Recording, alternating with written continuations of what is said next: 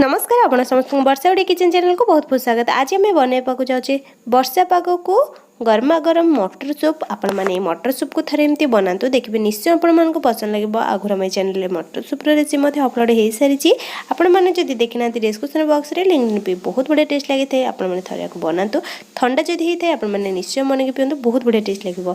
एथिरे देखि पार्थिबे किछि लूण हळदी आ मटर को बतुरेक सिझे नहीं गोटे मीडियम साइजर आलू को मध्य सिझे नहीं सिझी सारापर चोपा छड़े चकटिक देनबा।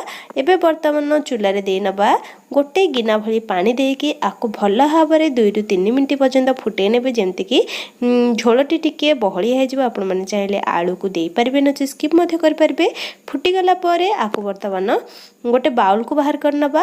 आपण मैंने चाहिए जेकोसी छोट छोट गिना को सर्व करेंगे। मुझे गोटे बड़ बाउल को बाहर कर आपण मैंने निश्चय जहाँ सब आड करी आपण मैंने आड करूँ बहुत बढ़िया टेस्ट लगे।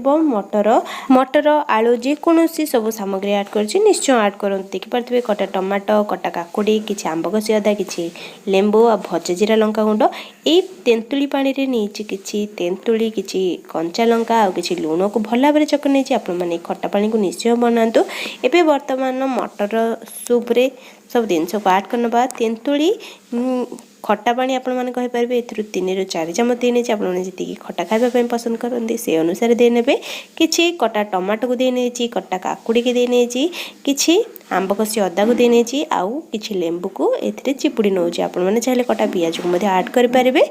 किसी गाजर को ग्रेड करके आड करें। किसी भजा जीरा लंका गुंड किसी देने बहुत बढ़िया टेस्ट लगी था। थे आपने बनईकी दिंतु वर्षा पाग को कि नचेत ठंडा दिने आपण मैंने बनईकी आपको निश्चय घरे ट्राए करूँ। देखिए समस्त को पसंद लगे। वीडियो भल लगे लाइक करेंगे सांगसाथी मान सहित शेयर करेंगे। चैनल नी प्लीज शिव आगुरी चैनल को सब्सक्राइब करेंगे।